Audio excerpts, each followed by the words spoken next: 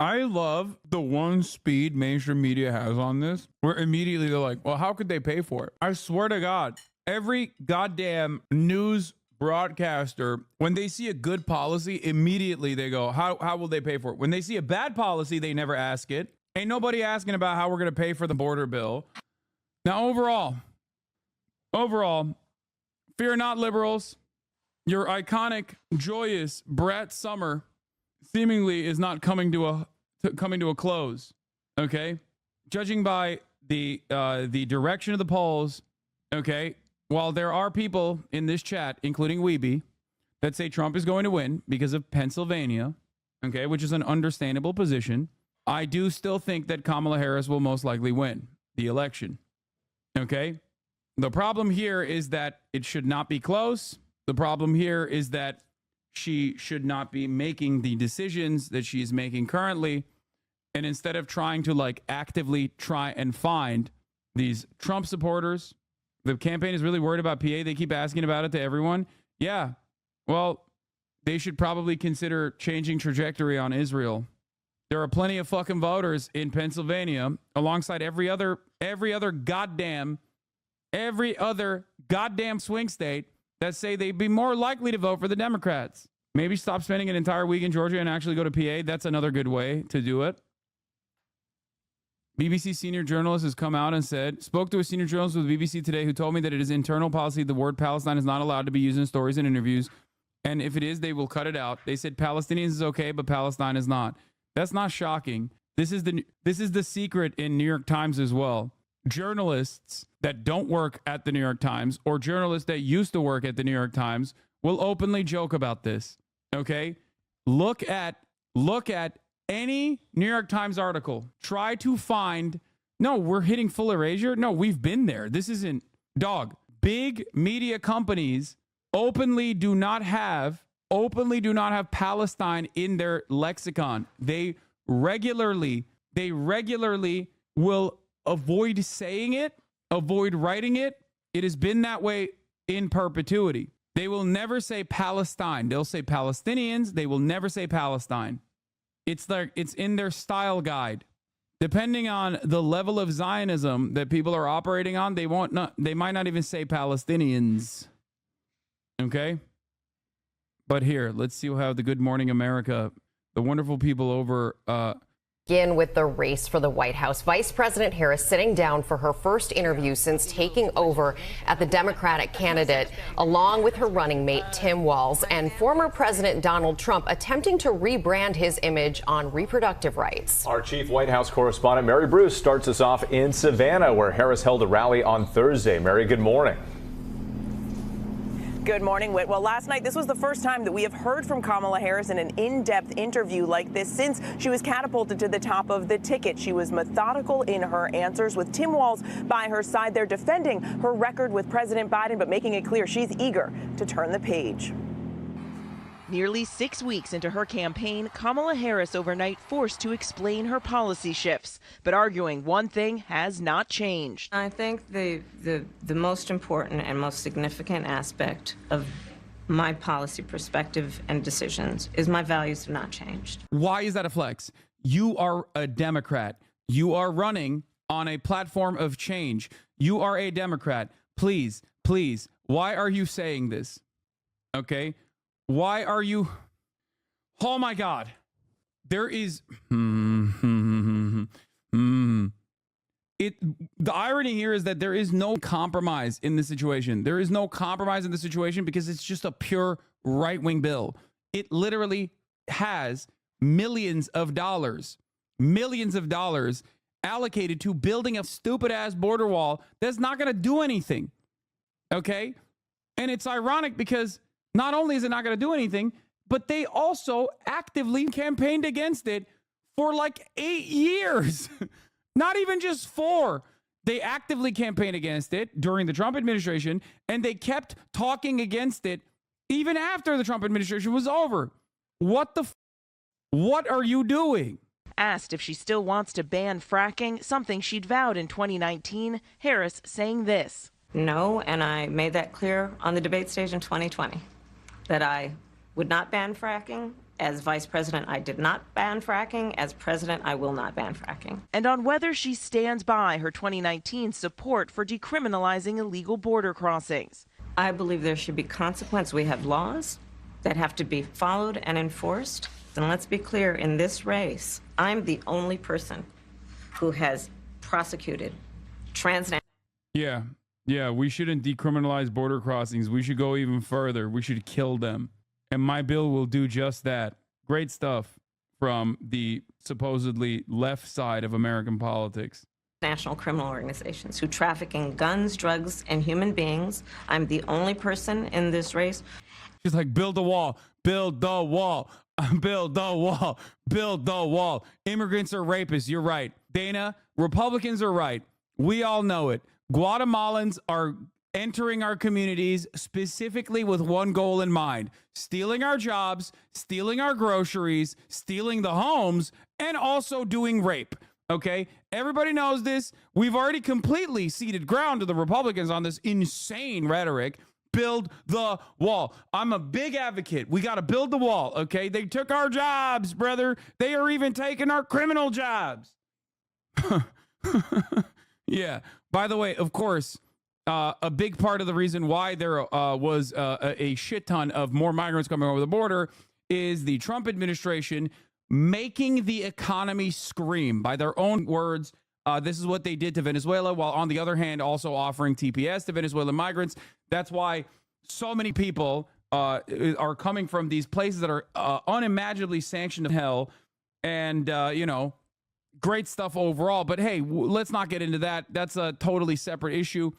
Who actually served a border state as attorney general to enforce our laws. And I would enforce our laws as president going forward. I recognize the problem. Running mate Tim Walz forced to explain what the Trump campaign has criticized as his misleading statements about his military service and his family's struggle with infertility. I think people know who I am. They know that record. They've seen that. I've taught thousands of students. I've been out there. And I won't apologize for speaking passionately, whether it's guns in schools or protecting of reproductive rights. And for the first time, Harris recalling that surprise Sunday morning phone call from the president, informing her he was dropping out of the race.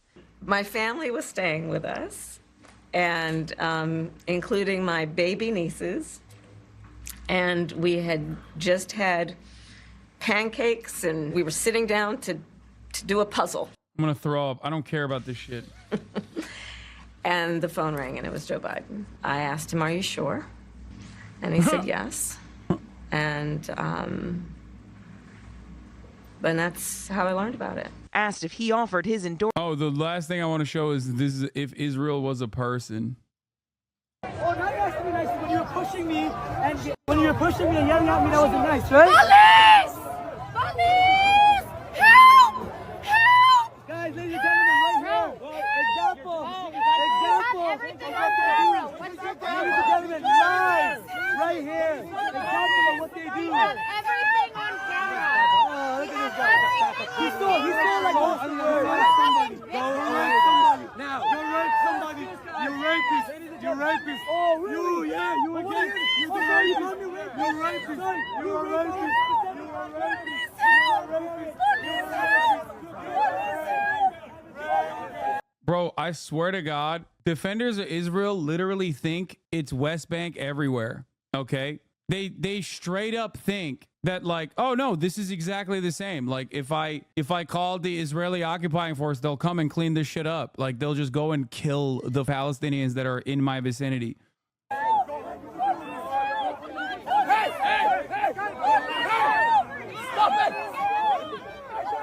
Where is the census is coming up right now.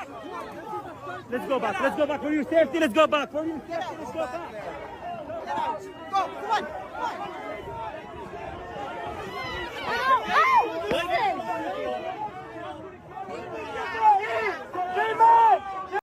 It's wild that, like, it is truly wild to me that anyone who is, like, even remotely a defender of Israel has the audacity to call someone else a rapist and rape defender is crazy. It is like there are literally pro-rape riots that took place. Israeli society, by and large, does not think that the rapist concentration camp prison guards should be criminalized for their rape against the Palestinians that they've detained.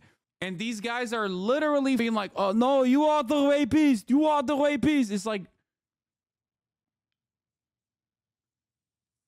the negligence from mainstream media on this process is straight up criminal, okay? Straight up criminal.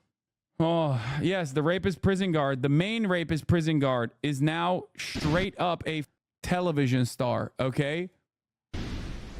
All right, we've been waiting for it. In her first official interview since becoming the Democrat presidential nominee, Kamala Harris, promising a new way forward despite her role as vice president for the last 3.5 years. And Harris is facing some criticism over having running mate Tim Walz by her side. But her campaign insists she will do a solo interview. So the vice president defending her policy flip-flops on issues like the climate and the border while struggling to lay out her day one agenda. First and foremost, one of my highest priorities is to do what we can to support and strengthen the middle class. When I look at the aspirations, the goals, the ambitions of the American people, I think that people are ready for a new way forward. Day one, it's going to be about, one, implementing my plan for what I call an opportunity economy. I've already laid out a number of proposals in that regard, which include what we're going to do to bring down the cost of everyday goods, what we're going to do to invest in America's small businesses, what we're going to do to invest in families. I made that clear on the debate stage in 20. That may literally be true. Gremlin was talking to a journalist this morning that was talking about how some of the laws that around propaganda that came up after World War II, journalists providing cover for war crimes may be liable under those laws. Yeah, except the United States of America is not going to stop being the superpower, okay? Nazis lost World War II. That's why some of the journalists that carried water for their genocide and their crimes were, you know, prosecuted for propaganda. 2020, that I would not ban fracking. As vice president, I did not ban fracking. As president, I will not ban fracking. I believe it is very important that we take seriously what we must do to guard against what is a clear crisis in terms of the climate. I think the most important and most significant aspect of my policy perspective and decisions is my values have not changed. My value around what we need to do to secure our border, that value has not changed. I spent 2 terms as the Attorney General. I just want to point out once again, okay, I want to point out once again that Kamala Harris is trailing behind Donald Trump on Israel-Palestine, okay? Kamala Harris is, I believe, 5 points behind Donald Trump. She's closer to Donald Trump on Israel-Palestine than Joe Biden was. Joe Biden was trailing by double digits. Americans, when polled, think that Joe Biden was 10 to 20 points worse than Donald Trump on dealing with Israel-Palestine, okay? If that does not tell you that Americans are frustrated with the current administration and that Kamala has to break away from it, I don't know what to tell you, okay? Why is Kamala Harris closer to Donald Trump on her on public opinion on Israel-Palestine? Like, who would be better? Because she's not Biden. But every single time she comes up and goes on the main stage and makes it a matter of public record that she is riding with Biden on this, she is going to get less popular on this issue. Of California, prosecuting transnational criminal organizations, violations of American laws regarding the illegal passage of guns, drugs, and human beings across our border. My values have not changed. So that is the reality of it. A layup. I mean, this is the question every politician gets. Sure. What are you going to do on day one? And I mean, I'm not just talking about the presidency. They have Senate candidates, congressional. What do you do on day one? Right. What she gave us was a dream. Right. Like, as if she had control of Congress. They had a bill ready for her on day one. Not what she plans on doing from a ceremonial standpoint, those bills that they're going to sign once she's sworn in. And it just shows you when it comes to preparation. She's not prepared for even what she's going to do on day one. How can we trust a 4-year administration? Yeah, Donald Trump was asked that question, and he had very clear answers of the executive orders that he would sign Said it many if he times. did that. And she also did not do a good job when Dana Bash went back and asked her and said, well, a lot of people will say, why haven't One issue I face a lot when talking about social issues that people should respond, that people respond to focus, individual accountability. Do you think is a generational difference that'll solve itself? I don't know how to answer this question. you done this already? You are the vice president. She didn't have a lot to say there. She also flip-flopped, you guys, on a very important topic and for a very important state called Pennsylvania. So here she is talking about fracking. What she said, these are some of the things that we would refer to as flip-flops, but last night she referred to them as, you know what? I still have the same values. For instance, in 2019, and we played a moment ago, that soundbite when she was running in the primary, she endorsed a nationwide ban on oil and gas fracking. We know that. Now the campaign has come out and said she does not support a total ban on fracking. And then when it comes to the border, in 2019, when asked which candidates believe crossing the border without documentation should be a civil offense, Kamala Harris raised her hand. However, today, Kamala Harris's campaign, now that she's running for president, says quite simply, unauthorized border crossings are illegal. Essentially, with those two topics right there, I think we saw a preview of the presidential debate when it comes to fracking and when it comes to the border, because she was unequivocal last night. She said, as president, I will not ban fracking. And she talked a little bit about the Inflation Reduction Act, which she broke the tie in the Senate, actually expanded fracking leases. And then when it comes to the topic of the border, we've heard this a million times. She talked about how she, as president, would sign the bipartisan border bill once it got through the House and the Senate. And she told the story about how the former president saw that it would probably helped Joe Biden and said, hey, guys, on the Republican side, let's not pass that. Well, Yeah, but if you dig into that bill, that bill is really about more money going to NGOs to make the processing of more illegals over the border quicker, so the press isn't seeing everything that's happening. And the cap with the crossing is a fake cap. It's still catch and release as well. But back to the fracking thing, she doesn't explain the change of position. So, Madam Vice President, you cast that vote. Why did you do that? Is it just because you were vice president and you were carrying out what the commander-in-chief, Joe Biden, says? But, Madam President, Vice President, you're going to be in the chair, or at least you hope to be in the chair. So do you go back to your original position in 2019? That follow-up is critical because it's a difference when you're the vice president and you have to work, or a cabinet member, and you work within the system. Your job is to serve at the pleasure of the president. And it looks like that her positions, her gut instinct is to be much more progressive. Yeah, no question. Well, you had Lara Trump on. Oh my God, Brian is gone. Oh my God, Brian killed me. Oh my God. Did he do it? He did it. Earlier in the show, and you got her reaction, so here that is. The mad lad. It feels like Kamala Harris is running for junior class president versus president of the United States. You got no specifics whatsoever. And there was not a moment that I watched that interview and I, as an American citizen, felt confident that this is a person who understands the job of president of the United States, has a true plan of action to do anything for America, could negotiate with the world leaders on behalf of me as a citizen in this country. And I think it's kind of what we've come to expect from Kamala Harris. Junior class president. Maybe that's why she was that. Oh my God. Bro, I swear to God, she sounds like Cinna. Cinna sounds like Laura Trump. Close your eyes and listen. Could negotiate with the world leaders on behalf of me as a citizen in this country. And I think it's kind of what we've come to expect from Kamala Harris. Oh my God. Bro, Cinna sounds like Laura Trump. Okay. I rest my case. I rest my case, dude. I stand corrected when I said what I said.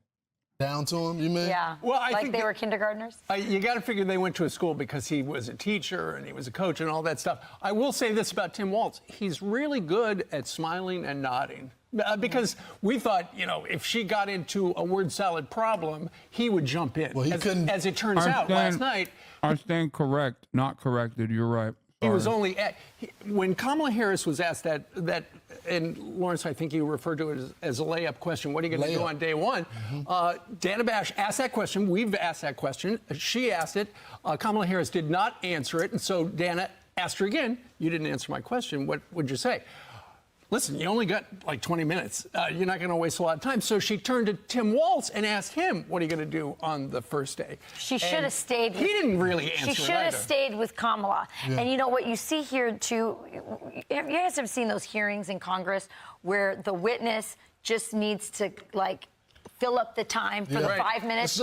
It's crazy that, like, this was probably the most, like, right-wing framed interview that CNN could possibly give without being like, Kamala Harris, why are you lying that you're black, you're Indian? Like, the only thing that Dana Bash could have done that's more right-wing than what she did was to literally just be like, Kamala Harris, why are you lying to the American public that you're a black woman? We all know you're Indian. You know what I mean? And these motherfuckers still make it seem like it's a softball. Dave Weigel, I think, had a great take here. First day question is for executive orders, and it's really awkward for a VP to get asked that because the president could literally do the EOs she wanted, so he thought it was a dumb question. No, I don't think it's a dumb question. She should be popping off on that front. Be like, I'm not Biden, you know? I don't have a problem with her separating herself from Biden. That is actually why she has so much momentum. She is not Biden. Monologue. That's what I felt like was happening. She was talking slowly. She was using as many words as possible. But it was intentional to fill up the time because she knew this was only going to be a 20-some-minute interview. And also to that point, Rachel, Walz, the governor, he couldn't save himself. I mean, there was a moment there where he had to explain while he went out publicly and talked about his military service and the IVF and all that, and to just say it's grammatical errors. Yeah. I mean, well, he was able to work in the fact his wife's an English teacher. That's what I didn't find it cute. I really did not. It was you had how many days to come up with an explanation to why you lied to the American people and you let down a lot of troops. People will. This is so funny. Like, if this is something that he says all the time, you would have more than one clip, chimp. Like, I know exactly what this is because it happens to me all the time. More frequently than you see the top of the hour ad break.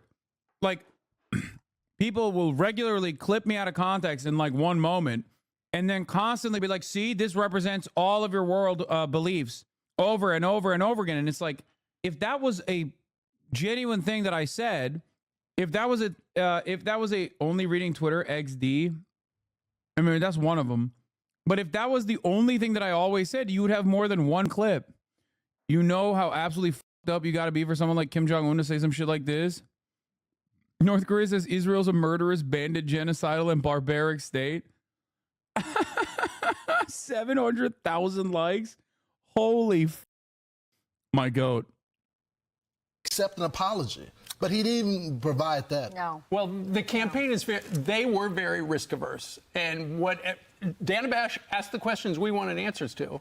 But they just gave as innocuous an answer as they possibly could. But as I said earlier, I think it is, if I'm the Trump campaign, I just got a little view of how they're going to answer fracking and how they are going to answer the border. And we're going to talk to Senator J.D. Vance, who's running for vice president. Let's see, about 49 minutes from right now, right here on the Fox News channel. I'm Steve Ducey. I'm Brian Kilmeade. Whether you like it or not. We'll be all right. Time to talk about Trump. Becoming a drug-infested nation. So we better get our act together. You know, years ago... And after the Trump portion, we'll do this. We'll do the census, okay? Centuries ago, China was taken over numerous times by smaller nations, much smaller nations, because they were all drugged out from the opium fields and all of that. And then one of their very powerful leaders said no more. And they ended it, and we're going to have to end it too, because we're really a country that we're a failing nation in a lot of ways. What they've done to our country is incredible. What is Kamala, who's a total lightweight? Did you see her on television last night? This is going to be the president. This is going to be the president of our country? I don't think so. Sitting propped up in a desk with this guy, this Tampon Tim.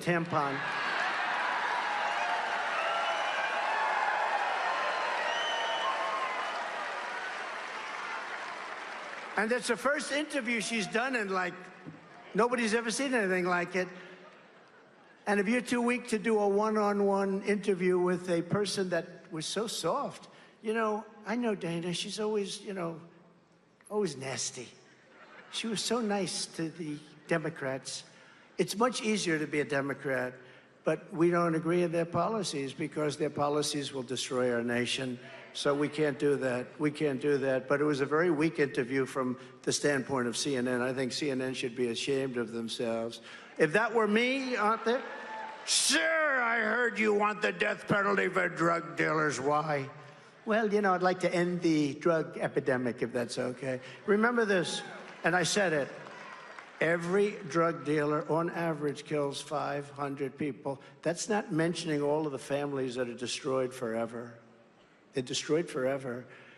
And we have to do something about it because we are becoming, and we are, a drug-infested nation. We have to do something. And if you did that meaningfully, you will, in 1 week, stop the drug problem. Nobody's going to be selling drugs. He's going to assassinate the Sacklers. Mr. President, crime and the rise of crime is on the minds of a lot of people. I want to call And on then, and then he did here. Hold on. This is the town hall that he did. He did a town hall with Tulsi Gabbard, everyone's favorite Fox News commentator. Hey, Hasan, he agrees with you. Nobody gets drugs. Wait, what? My policy of like heavily regulating drugs and still making it as like, still disincentivizing people to do drugs and hoping that like we do not criminally prosecute drug users and instead deal with the issue like it's an addiction, which it is not the same as Donald Trump saying we're going to assassinate drug dealers. By the way, before you say, I saw some people in the chat saying like, oh, Duterte, like this is Duterte policy. Trump has literally talked about it at the time as a popular policy of Duterte's that he wanted to apply. So the executing drug dealer shit is not new. Like, he used to say that when Duterte was in charge and doing precisely that. Who has a question for you? Hi, Daniel.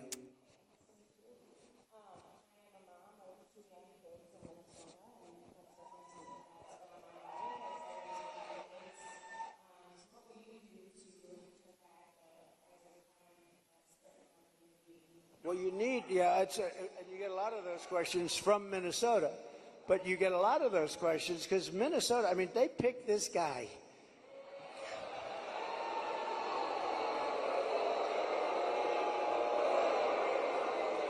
He is weird. Right? He's weird. I'm not weird. He's weird.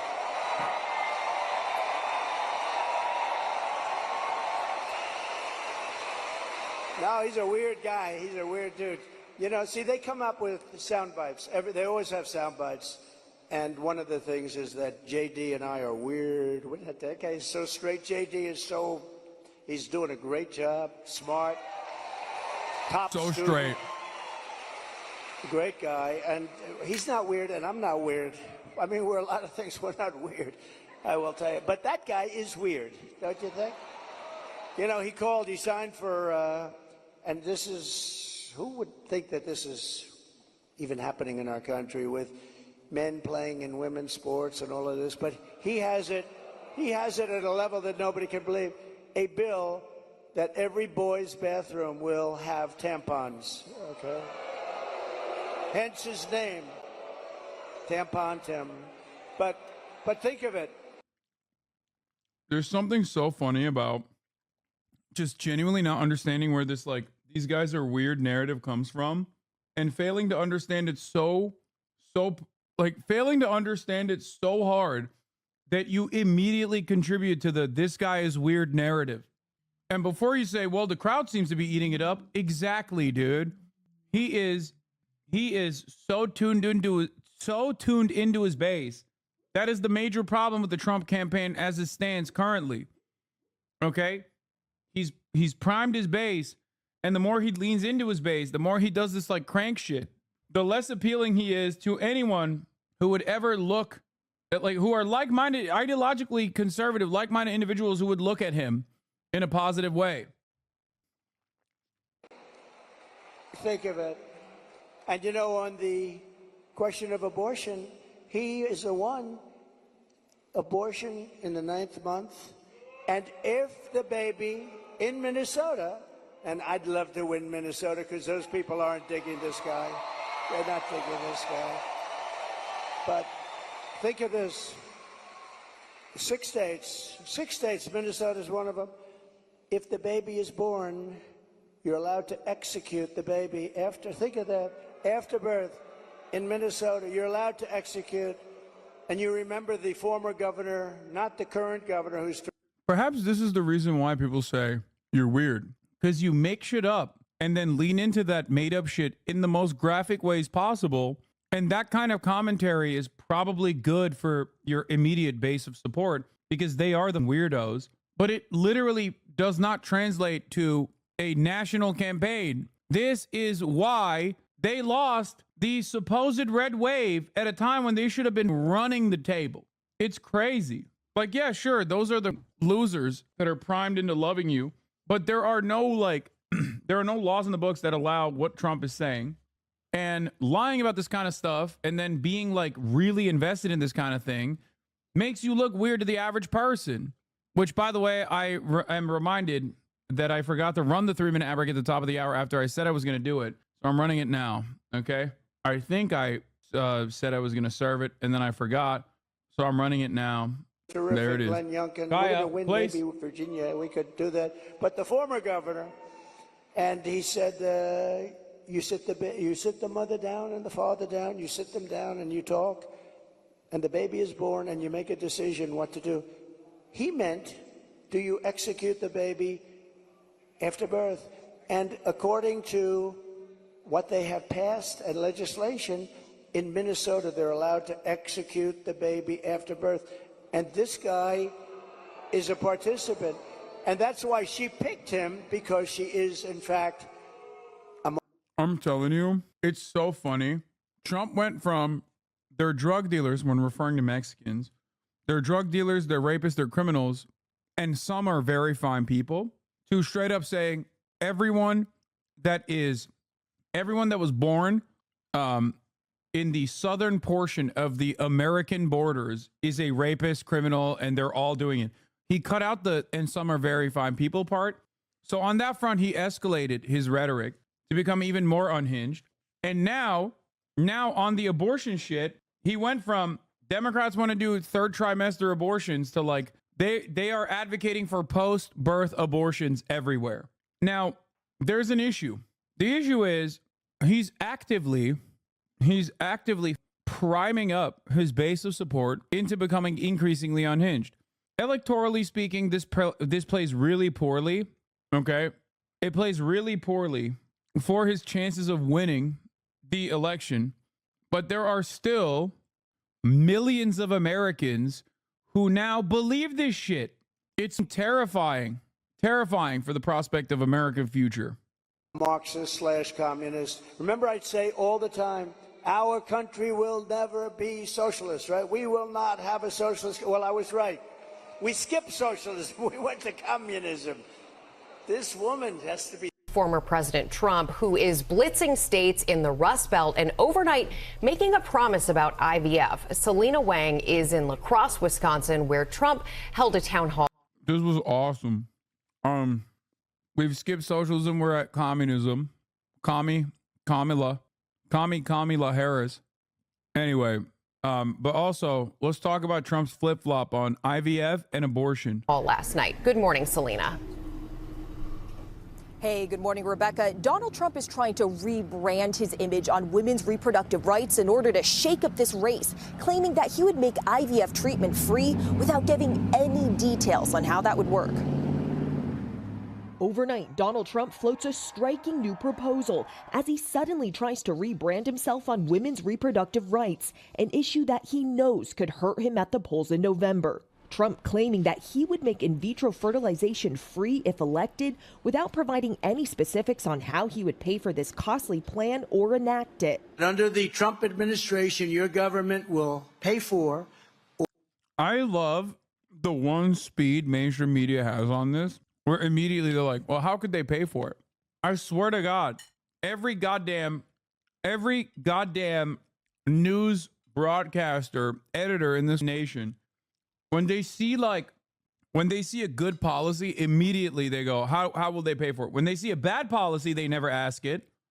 Ain't nobody asking about how we're going to pay for the border bill. Ain't nobody asking how we're going to pay for like 20 additional trillions of dollars in baby murder weapons for Israel. But the moment that like even Trump falsely claims he's going to do this thing that he's not going to do, okay, immediately, how will we pay for it? Like they're so conditioned to being like, oh, that sounds like good policy to me. Got to shoot that down immediately. Just tackle the issue on the front that he's not going to do it. Like he's not a serious person. That's it.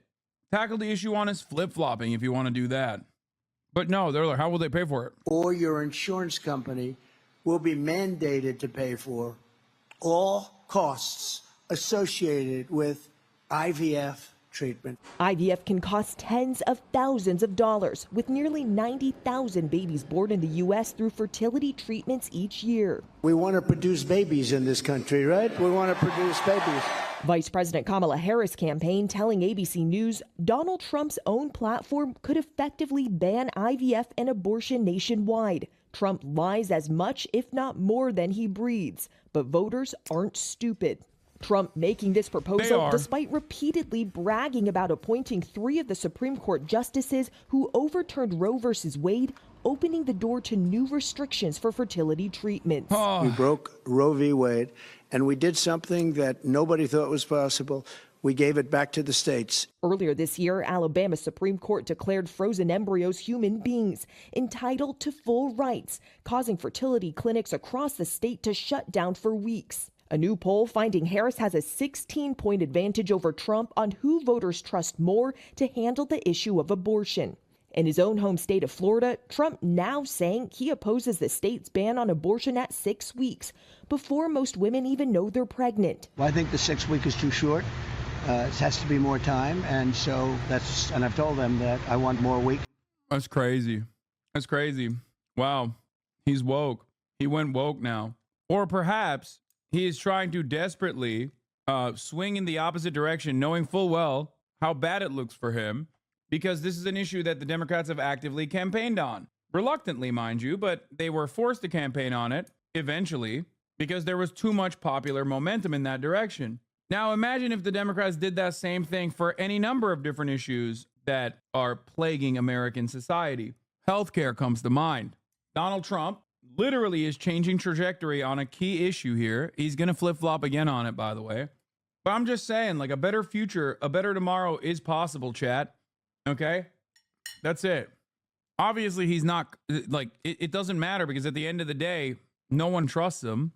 But the exact mirror opposite of this is happening with immigration.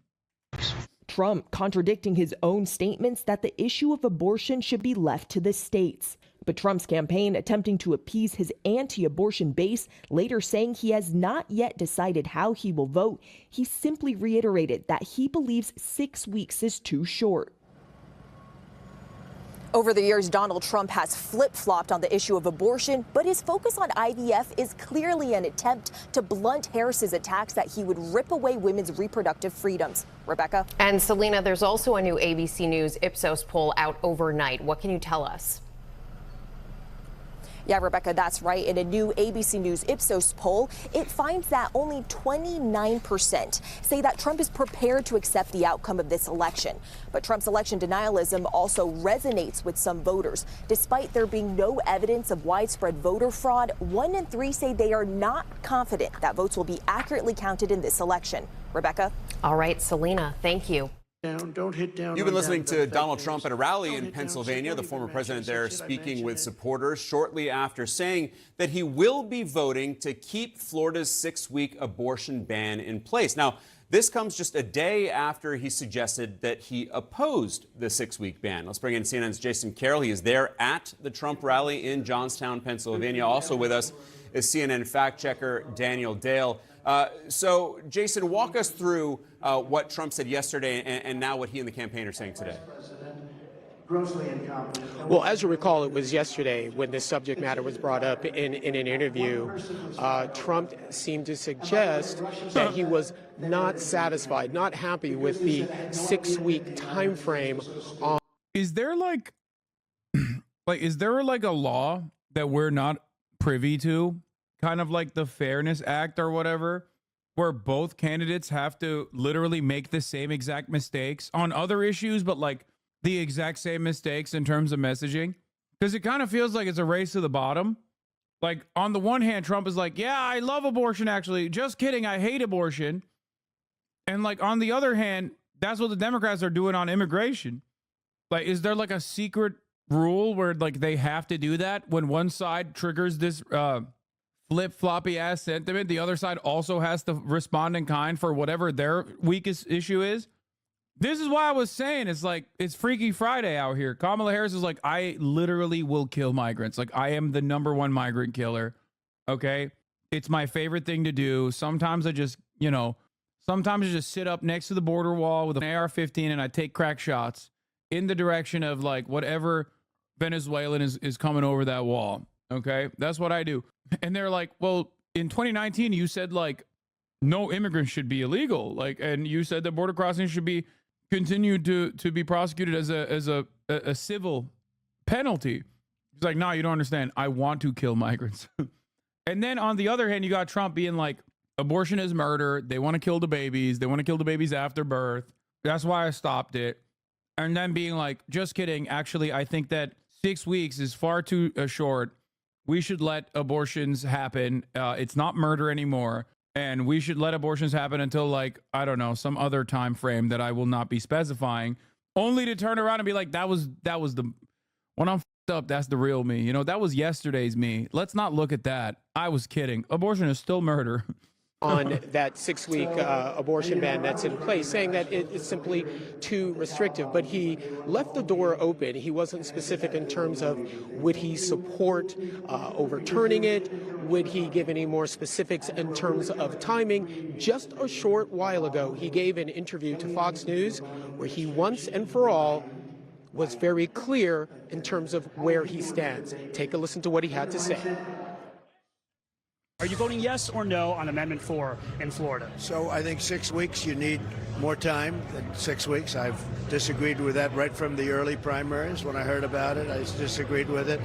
At the same time, the Democrats are radical because the 9 months is just a ridiculous situation where you can do an abortion in the 9th month. And, some of the states like Minnesota and other states have it where you could actually execute the baby after birth. And all of that stuff is unacceptable. So I'll be voting no for that reason. Oh. So a couple of things there. He says he will be voting pussy. Oh, what happened? He got pushed, huh? No for that reason, but to have to do a little bit of fact checking here. Once again, we should just make it very clear. It is illegal in every state in the nation to kill a baby after it's born. I mean, something like that should go without saying, but we have to keep repeating it because the former president keeps repeating that false claim. But again, at least now we have some clarity in terms of where Trump stands on this 6-week abortion ban in the state of Florida. He is now saying he does not support it and he would vote no. Back to you. Yeah, and important clarification, fact check there. And for more fact checking, let's bring in Daniel Dale. So, Daniel, what have you heard in these different sets of remarks by Trump? He just keeps telling the same lies over and over, Alex. So not only this post-birth execution nonsense that we just heard a very good fact check of, but he also claimed the 2020 election was rigged. We've been hearing that since 2020. It remains a lie. He claimed that he signed an old law in 2020 that gave an automatic 10-year prison sentence to anyone who did so much as touch a monument during protests. He did not sign any new law or an old law on that subject, didn't sign anything. He issued an executive order calling on the DOJ to enforce existing laws, so nothing new. He repeated his nonsense about Venezuela and the Congo emptying prisons to allow criminals to come here as migrants. There is no proof for that in either case, and both the Democratic Republic of Congo and the neighboring Republic of Congo have told me it is completely false. He said that the numbers of people we lost to drugs are fake, and it's probably 350,000 per year. The official number is about 110,000 last year, and while experts have told me there is likely some undercount, there is no reasonable way to get as high as 300,000, the figure he used to use, let alone the 350,000 he used today. One expert told me this is a, quote, made-up number. Alex? Donald Trump bringing reproductive rights right back to the center of this campaign. Daniel Dale, Jason Carroll, thank you so much for joining me this evening. Let's get more on this with our political experts. Priscilla Alvarez, I want to start with you. This is a pretty remarkable turnaround from yesterday. The one thing he said that was the same both yesterday and today is that you need more time, basically more than 6 weeks for this abortion ban. But today making it clear that he would vote against overturning it. I mean, this tells you everything you need to know about how high of an issue this is for voters going into November. And it is also going to be used by the Harris campaign, which I have been following. In fact, the vice president at the beginning of this year started a reproductive rights tour. I was at her first stop, and this was a notable moment at the time because it's been a galvanizing issue for Democrats, and they were assigning it to her to essentially be the voice on it. In Arizona, she had a rally there, and she called it the Trump abortion ban. She coined that term, and that was it. After that, they used it repeatedly. And it's these types of moments that they seize on to remind voters about what they say is Trump essentially allowing for these abortion bans, for being in this position in the first place because of the Supreme Court and the overturning of Roe v. Wade. So the campaign doing more of this. What the fuck was that noise? Tim Walz 95 Ankara metro istasyonunda bana crack sattı. Dude, I have the weirdest chatters, man. Like, actually. This chatter is saying in Turkish that Tim Walz in 1995 at the Ankara metro station sold them crack.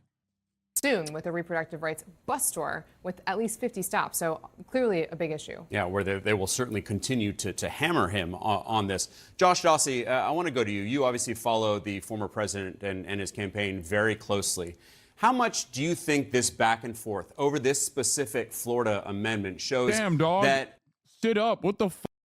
Be a little bit more presentable, homie. What the hell? I don't even give a fuck about the optics or whatever, the aesthetics, but god damn, son. Who the The former president is really having a tough time here, trying to navigate this new era of post-Roe politics that he really helped create. Yeah, he's having a tough time with this one because when he instituted it could be left up to the states. Trump saw that as a way to basically not have to take a position himself. Some of his advisors were pushing him to do 15-week ban, a 16-week national ban. He didn't want to take a position to himself. Bro looks like a munchkin, dude. What the I can't get over it. I'm sorry. But because Florida is a state where he lives and he votes, this 6-week ban now, he has to take a position on it. And when Florida did the 6-week ban on the campaign trail when Ron DeSantis was running for president, Trump immediately thought it was a huge mistake from DeSantis. He told folks, I don't get why he's doing it. What is he doing there? That's not going to be popular. That was his first original take.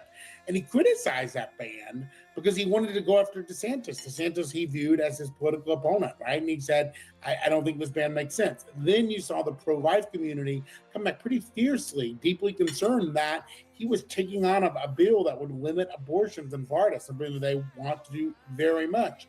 So really, Did you see his goon? Holy shit, Trump's look at this. Abortions in Florida, something that they want to do very much. He got an ass on him, dude. Concerned that he was taking on a bill that would limit abortions in Florida. He's like, yeah, y'all union lungheads better not try some shit. I'm the most tactical man in this goddamn arena. That's so funny. He is so hench. He is the most henchman-coded person I've ever seen. They want to do very much. So really, for the last year or so, you've seen Trump vacillate on this issue, meeting with various groups, meeting with various activists, trying to do a more a place where he doesn't have to support things like he's having to do today. And Charlie Dent, in terms of his difficulties in walking this line, when you hear Trump saying that he will now vote to keep the 6-week Florida abortion ban in place, is that a recognition by the former president that he was facing significant blowback from the right flank? Yeah, absolutely. Look, Donald Trump, has unfixed policy positions, and they shift constantly, and no more on the issue of abortion. And I think the GOP recognizes that it is in an unsustainable position on the abortion issue that they need to moderate. So I think Trump is correct by trying to moderate the position of the party. The problem that he has, of course, is that he's like the proverbial arsonist trying to extinguish the abortion fire he helped start. And so he doesn't have a lot of credibility on this issue. CNN has so many former Republicans. Yeah, they love that shit.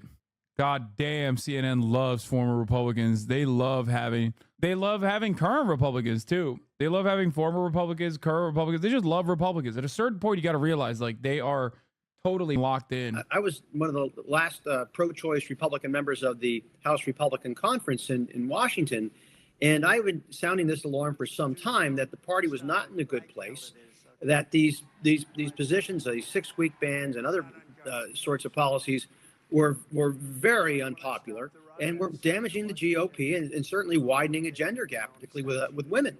So I think the party's in a bad spot, and Trump is trying to fix it, but he is simply the wrong messenger on this. Isn't that normal for a news source, having people from both sides? Brother, first of all, the American political spectrum is far more expansive than having like 3 former Republicans on a panel and like 1 Democrat or 1 leaning liberal, especially when you're supposed to be CNN. Okay? What the fuck what's wrong with chatters, man? Like, ain't nobody says this about Fox News, bro. They say this is the communist news network. They say it's the Clinton news network. And you're like, but I don't get it. Like, of course, they're supposed to have some Republicans. It's all they have, dude. This issue. So in the pro-life community, I think they've miscalculated terribly. They cut a deal with a very transactional man, Donald Trump. And now they're shocked. They're shocked that he is now somehow coming back to a pro-choice position, not only on the 6-week bill, but he's also endorsed, or he's not going to do anything to try to stop the movement of abortion drugs across state lines. And so they're unhappy with him. But they're finding out, though, that Right to Life movement is that many Republican voters don't have that strongly held a position on this. What do you mean? They have right-wing and left-wing Republicans. Yeah, they represent both sides of the political spectrum very well. They have conservatives from all different walks of life. What more could you want from CNN? They have former Republicans. They have current Republicans.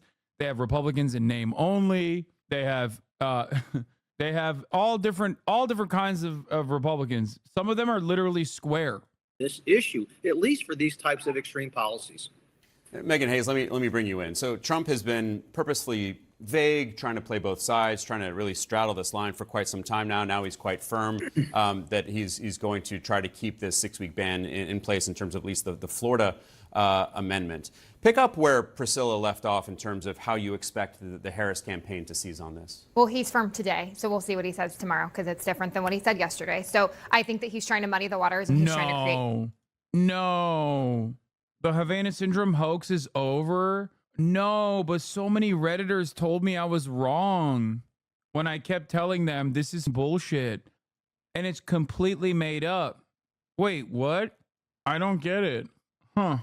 The last 60-minute segment had literally 0 evidence while they claimed they did. Yeah, I know.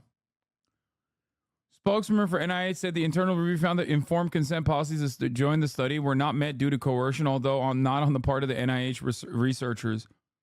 Given the role of voluntary consent as a fundamental pillar of the ethical conduct of research, NIH has stopped the study out of an abundance of caution. She did not say who coerced the patients. Oh, I wonder who did. They did a whole 60 Minutes law. I know. I was there. I covered it. And I yelled about it the entire time. Being a leftist is being right just too early. The 60 Minutes episode was one of the funniest things we watched ever on stream. Yeah, it was funny because it's like this devastating weapon. This devastating weapon makes you poop your pants. Like automatically. That's just hilarious, dude. Like this devastating secret weapon that somehow no one else is harmed by, that is able to beam like only the CIA agent in Havana and no one else in the near vicinity, okay? Like no one hears about it, no witnesses whatsoever. And what is the devastating consequence? It makes you feel anxiety and it makes you poop your pants.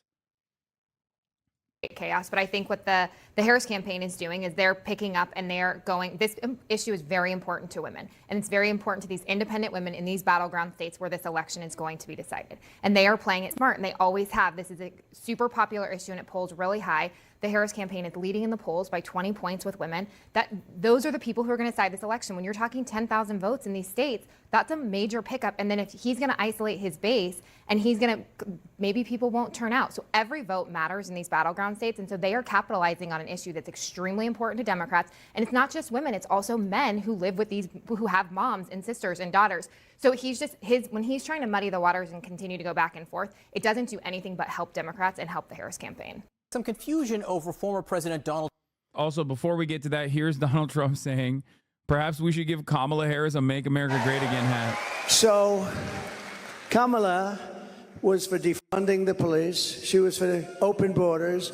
She was for everything that you're not against. I could go through 14 different. She's changed on every single one of them. In fact, I think we should see the man in the red hat and the beautiful woman in the red hat says, Make America Great Again. Perhaps we should give Kamala a Make America Great Again hat, right?